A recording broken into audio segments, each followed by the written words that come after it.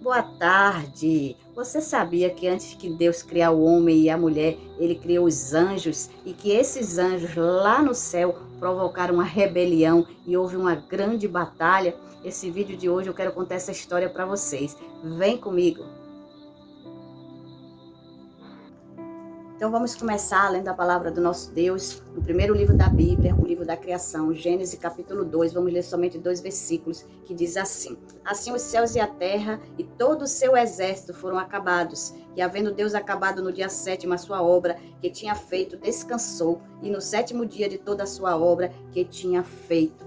Essa passagem bíblica, nesse primeiro versículo, nós vemos que Deus, depois que criou a terra e tudo que nela há, ele também criou o seu exército. E que exército foi esse? Os anjos. Deus criou os anjos. E no meio desses anjos, a Bíblia nos relata que um anjo que Deus criou, chamado Lúcifer, que representa o seu significado, anjo de luz, ele, no seu coração, em um determinado momento, ele resolveu fazer um plano, né? Desejou ser igual e semelhante a Deus, com os mesmos poderes, e aí ele projetou construir um trono acima do de Deus e ser semelhante a ele, né? Nesse seu projeto falido, ele também contaminou, a Bíblia nos conta, a terça parte dos anjos, e neste momento, né, lógico que ele não conseguiu fazer isso, houve uma grande batalha lá, né, os anjos do Senhor guerreou contra eles perderam a batalha, e Deus resolveu, né, expulsar do céu esse anjo Lucifer e até essa parte dos anjos que ele contaminou de lá. Mais adiante, quando Jesus veio ao mundo em terra, né, ele falou que ele viu Satanás descendo sobre a face da terra como um raio de luz. Tá aí o ditado que diz assim, caiu por terra. Foi por causa disso, né? Porque Deus expulsou Lucifer do céu com esses anjos. E você veja aí que quando Jesus se referiu a essa passagem, que ele viu com os próprios olhos dele isso acontecendo, ele já não chama mais esse anjo de Lucifer, que significa anjo de luz, ele chama de Satanás ou diabo em algumas versões, que significa o príncipe das trevas. E os anjos, né, que ele contaminou e que também foi expulso junto com eles, passaram a se chamar demônios, que são anjos caídos, e eles foram lançados sobre a face da terra. Nesta fase inicial do mundo, aqui na terra só existia Adão e Eva, que Deus criou. Nós podemos ver que depois que ele criou os anjos, que esse fato ocorreu.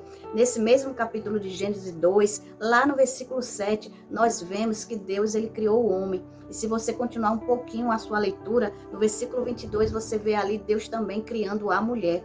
E Deus pegou o homem e a mulher, colocou em um jardim do Éden, né, onde nesse jardim existiam duas árvores que Deus ordenou a todos dois que não comessem. A primeira árvore era a árvore do conhecimento do bem e do mal, onde Deus falou com ele que não comesse, porque no dia que eles viessem comer, a morte entraria, que eles morreriam. E a árvore da vida, que se eles comessem esse fruto, eles iam viver a eternidade, né, e nunca iriam morrer. E neste exato momento, nesta situação que eles estavam vivendo ali no Jardim do Éden, né, Satanás agora aqui também na terra observando, aí ele, como era um espírito, ele precisava para falar, para ver, para ouvir, entrar em um corpo.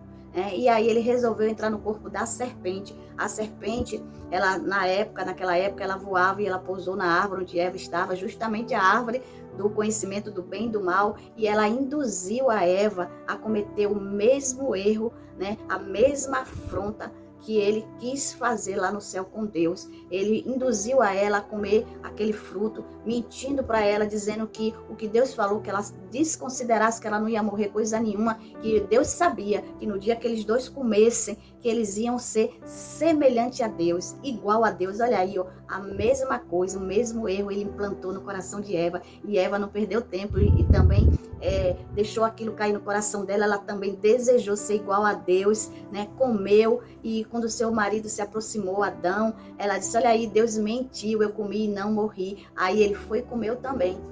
Da mesma forma que aconteceu lá no céu, com apenas alguns detalhes diferentes, não houve uma batalha, né? E também Deus não mudou o nome de Adão e Eva, mas eles caíram, né? Eles erraram, né? Como consequência desse erro, né? Só uma coisa aconteceu igual. Eles, assim como Lucifer foi expulso do céu, Adão e Eva foram expulsos do Jardim do Éden, né? Eles receberam um castigo de Deus, todos os três, né? primeiro começou com a serpente, que Deus cortou as asas dela e disse, porque você se deixou usar pelo diabo, usar a tua boca, para enganar a mulher e o homem, eu vou cortar suas asas e você agora vai ser uma cobra rastejando pela face da terra. E isso é até o dia de hoje, né?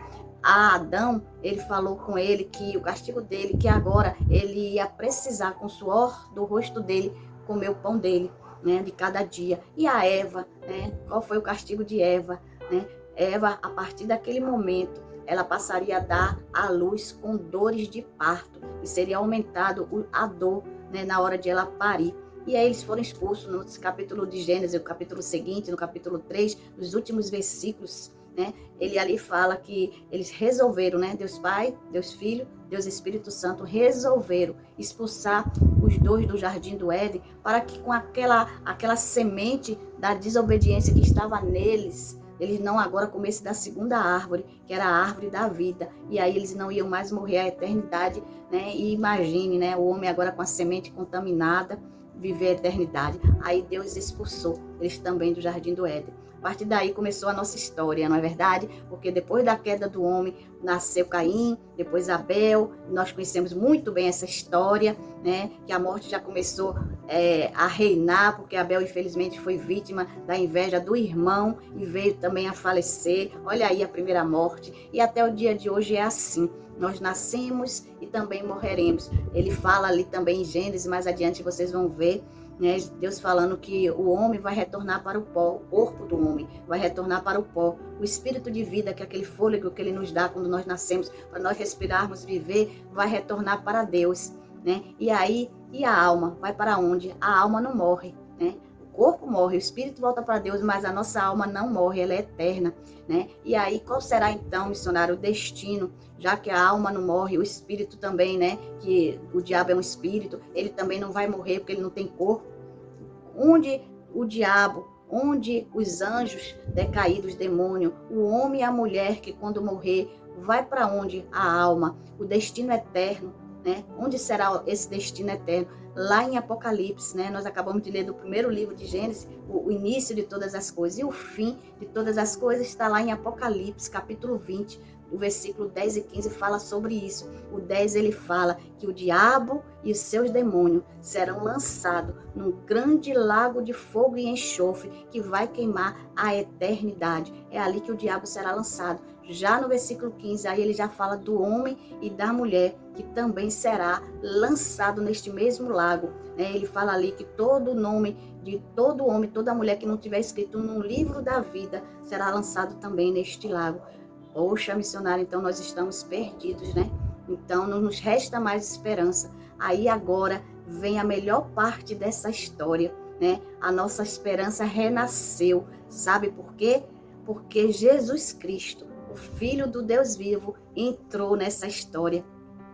Entrou nessa história, nós conhecemos muito bem a história do nascimento de Jesus, né? Está registrado lá no Novo Testamento, no primeiro livro também, né? Da Nova Aliança que Deus fez conosco. Né? Primeiro capítulo, versículo 18, está lá escrito o nascimento de Jesus. A virgem, né, ainda não tinha conhecido o marido e foi concebido nela, né, a semente de Deus pela virtude do Espírito Santo e nasceu Emanuel, Deus conosco. Né? Faça uma ressalva aí do nascimento de Jesus, que às vezes a gente não percebe muito. Por que, né, que Deus escolheu uma virgem e colocou ali a semente dele? Por que Deus não colocou a semente de José e nasceu Jesus? Porque simplesmente pelo fato que a semente do homem, José, naquela época, né, o homem, estava contaminada com o pecado e com a morte.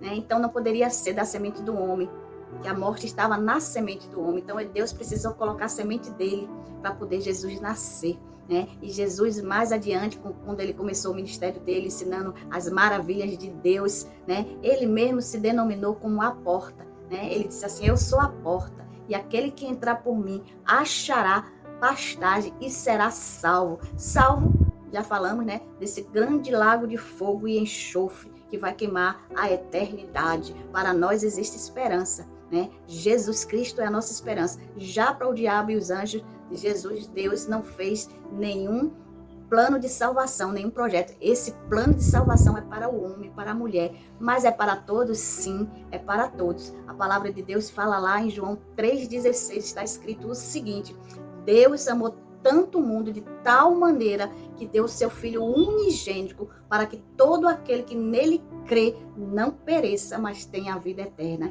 Mas olha, observe bem, para todo aquele que nele crê, nele quem? Em Jesus, o Filho do Deus vivo. Né? E se você andar mais um pouquinho no outro evangelho, o evangelho de Marcos, né? Marcos ali relata que Jesus disse assim, olha, aquele que crê e for batizado será salvo. Aquele que não crê já está condenado. Nesse versículo, Jesus foi muito claro, é necessário crer. Né? Você e eu temos o direito de não crer.